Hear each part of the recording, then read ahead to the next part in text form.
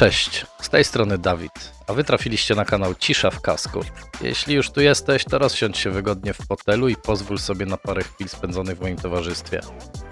Może jeszcze w tym filmie nie będzie zbyt wielu ultra atrakcyjnych widoków czy ujęć rodem z Hollywood, ale jest szansa, że i takie produkcje na tym kanale się pojawią.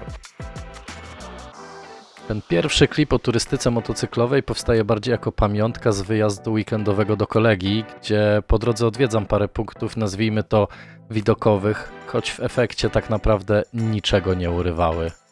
Na wycieczce spędziłem łącznie 3 dni, pierwszy dzień to głównie tranzyt, ale też 2 miejsca, w których warto było się zatrzymać, by chwilę odsapnąć, rozprostować kości i pochłaniać pierwsze, cieplejsze promienie słońca tego roku.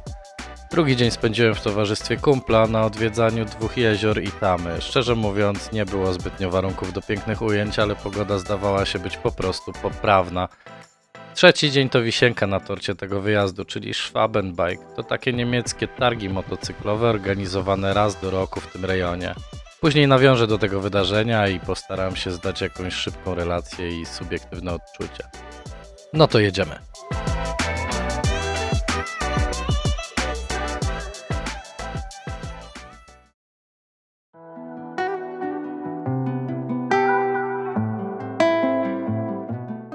Mam świadomość tego, że muszę rozgadać się do mikrofonu. Niemniej będzie mi bardzo miło, jeżeli zostawisz komentarz konstruktywnej krytyki, abym mógł udoskonalać swoje umiejętności w następnych filmach.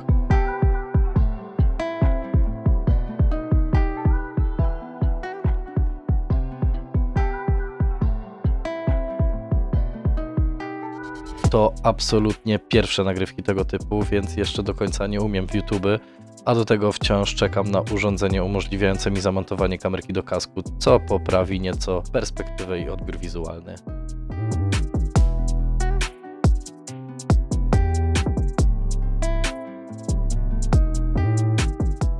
Ostatni weekend lutego w rejonie, w którym mieszkam, był po prostu rewelacyjny. I nie ma się co dziwić, bo po prawie 3 miesiącach ciągłych mrozów w końcu można było podziwiać słońce i temperaturę powyżej 15 stopni, co było niesamowite, gdy tylko dowiedziałem się o tym tuż przed planowaną wycieczką. Pierwszy dzień to piątek. Po spakowaniu rzeczy około godziny 9 w końcu wsiadłem na motor i ruszyłem w drogę. Trasę około 260 km poprowadziłem głównie drogami lokalnymi, bardziej bocznymi. Takie lubię najbardziej w wycieczkach motocyklowych.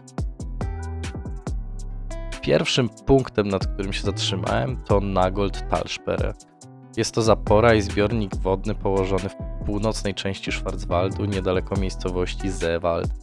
Została zbudowana w celu ochrony przeciwpowodziowej oraz regulacji poziomu wody rzeki Nagold. Dziś jest także popularnym miejscem do rekreacji. Można tam spacerować, jeździć na rowerze, pływać kajakiem lub po prostu odpoczywać nad wodą.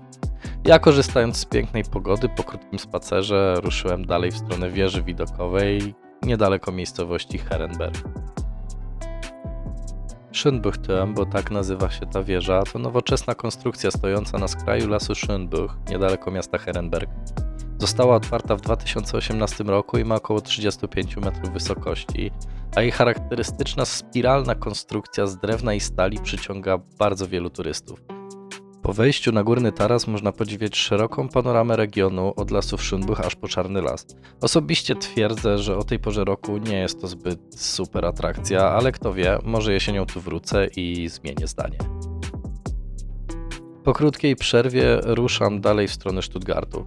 W zamiarze miałem odwiedzić wieżę telewizyjną i wjechać na jej szczyt, bo jeszcze tam nie byłem, ale zrezygnowałem z tego pomysłu bardzo szybko, jak tylko dowiedziałem się, że w samym centrum organizowana jest jakaś masowa impreza i przejazd przez tak duże miasto mogłoby być problematyczne nawet motocyklem. I to był ostatni punkt, który chciałem odwiedzić tego dnia. Jak widać, los chciał trochę inaczej.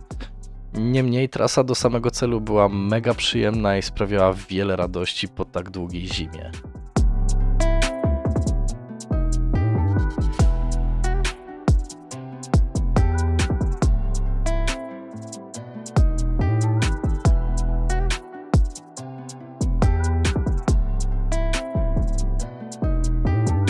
Trasa do celu należała raczej do tych przyjemnych. Teraz pozostało mi jedynie rozgościć się u kumpla i odpocząć po całym dniu.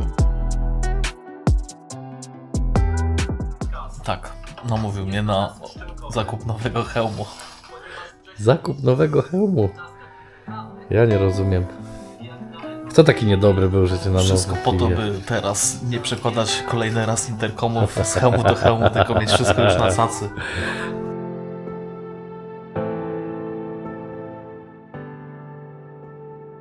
I tym oto sposobem trafiliśmy następnego dnia do sklepu Louis. Tam drogą kupna nabyliśmy nowy kask, żartobliwie nazwany hełmem i od razu zamontowaliśmy w nim wcześniej wspomniany interkom. Wybraliśmy kask szczękowy, głównie ze względu na wygodę. Po dokładnym przeszukaniu zasobów internetu wybór padł na HJC i91, czyli taki Volkswagen Golf wśród kasków przeznaczonych do turystyki motocyklowej.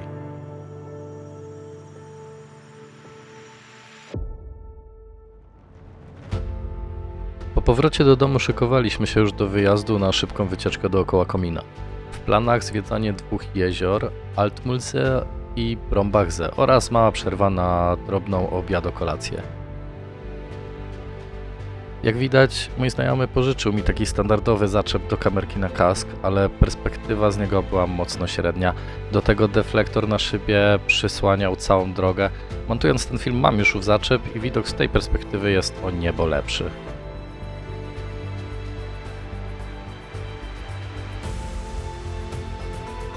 Pierwszy przystanek to Altmulse, położone w pobliżu bawarskiego miasta Gunzenhausen. Jest jednym z najważniejszych obszarów przyrodniczych w tym regionie.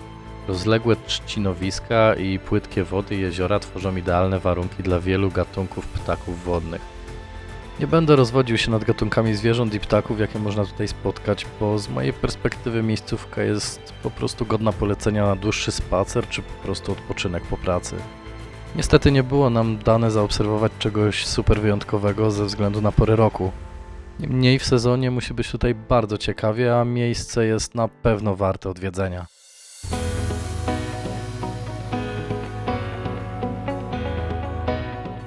Zaraz po krótkim, choć intensywnym spacerze ruszyliśmy w stronę drugiego jeziora.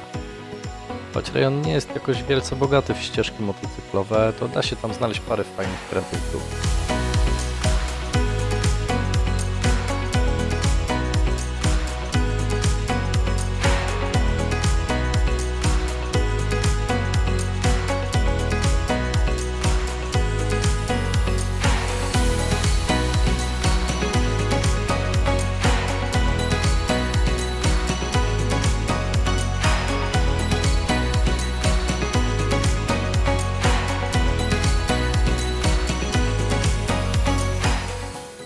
Niedaleko miasta Gunzenhausen znajduje się jedno z największych i najbardziej malowniczych jezior północnej części Bawarii – Brombachse. Ten rozległy zbiornik wodny otoczony łagodnymi wzgórzami i lasami jest dziś miejscem wypoczynku, ale również ważnym elementem lokalnego krajobrazu przyrodniczego. Krystalicznie czysta woda, szerokie plaże i długie ścieżki rowerowe wokół jeziora przyciągają turystów przez niemal cały rok. Na spokojniejszych odcinkach brzegu można obserwować ptaki wodne, a w okolicznych lasach żyją sarny, lisy i liczne gatunki drobnych zwierząt. Brombachse to jednak nie tylko natura, to także symbol regionu Fränkisches Seenland, miejsca, gdzie woda, przyroda i aktywny wypoczynek tworzą jedną z najciekawszych przestrzeni rekreacyjnych w południowych Niemczech.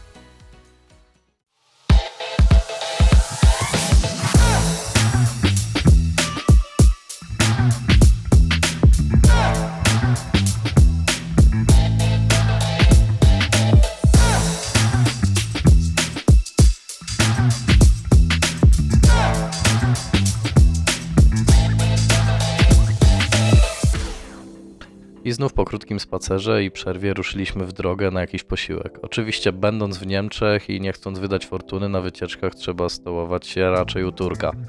I tutaj byliśmy miło zaskoczeni, ponieważ jedzenie było mega dobre. Trafiło na listę miejsc godnych ponownego odwiedzenia, więc następnym razem zapewne wrócimy posilić się tutaj ponownie. Na wypadek, gdyby ktoś chciał odwiedzić to miejsce, to link do Pineski na mapach Google zostawię w opisie tego filmu. Po posiłku ruszyliśmy już w stronę domu na kolejny odpoczynek, bowiem następny dzień zapowiadał się bardzo intensywnie. I nie ma co ukrywać, te 2 dni w siodle nie były może jakieś ultra rewelacyjne, ale sam fakt spędzenia czasu wspólnie z kumplem Zwiedzenia czegoś nowego i poznanie nowego rejonu jest dla mnie zawsze czymś wyjątkowym i wartym utrwalenia w formie wideo. Trzeci dzień to wisienka na torcie tego wyjazdu.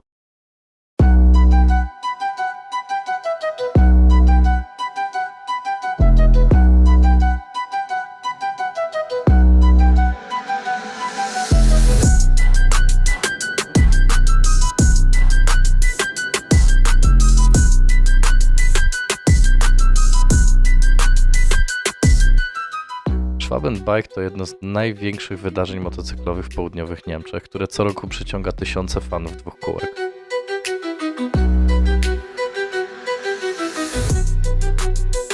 Na targach można zobaczyć najnowsze motocykle, akcesoria i odzież, a także spotkać pasjonatów prędkości, podróży i wolności na drodze. Schwabenbike to nie tylko wystawa, to prawdziwe święto kultury motocyklowej, pełne inspiracji, rozmów i szalonej energii. Między stoiskami słychać dźwięk silników, śmiech i historie z podróży. Tu doświadczeni motocykliści spotykają się z tymi, którzy dopiero zaczynają swoją przygodę na dwóch kółkach i niejednokrotnie kończy się to ciekawymi decyzjami. Niezależnie od tego, czy ktoś przyjechał zobaczyć najnowsze modele, czy po prostu poczuć klimat motocyklowej społeczności, każdy znajdzie tutaj coś dla siebie. Byłem na tych targach rok wcześniej i byłem bardziej zafascynowany tym wydarzeniem. Mocno uderzył mnie fakt, że tutaj nie wystawiają się same marki motocyklowe, takie jak Kawasaki, Honda czy BMW, a ich przedstawiciele w postaci sklepów motocyklowych czy lokalnych dealerów. Efektem takich zmian było to, że na targach było 7 sztuk Kawasaki Z900 oraz Z1100, natomiast wystawiona była tylko jedna Ninja 650, do której ustawiało się multum ludzi i każdy wzrokiem popędzał następnego. Do motocykla, na którym mi bardzo zależało, czyli BMW R1300 RS, nie było w ogóle. Stoiska zawalone standardowo GS-ami i paroma sztukami podwójnego R. Ogólnie zawiodłem się trochę.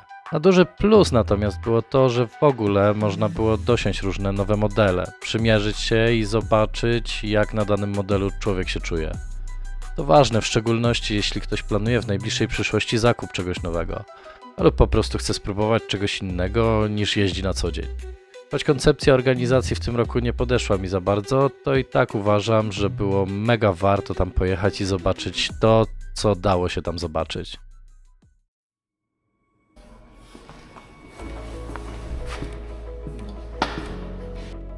Niestety mój pobyt dobiegł końca i trzeba było wracać do domu. Wybrałem szybki tranzyt autostradą, ponieważ po całym dniu spędzonym na targach chciałem jeszcze wrócić do domu przy naturalnym świetle.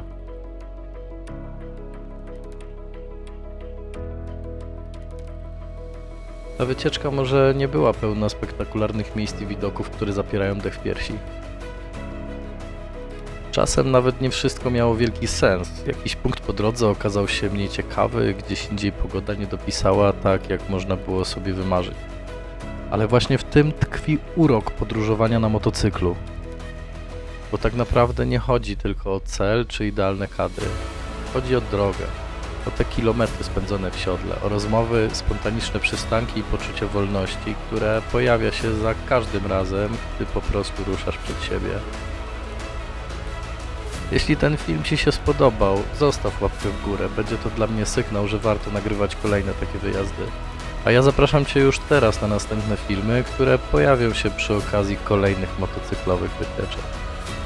Dzięki za wspólnie spędzony czas i do zobaczenia na trasie. Trzymaj się i szerokości!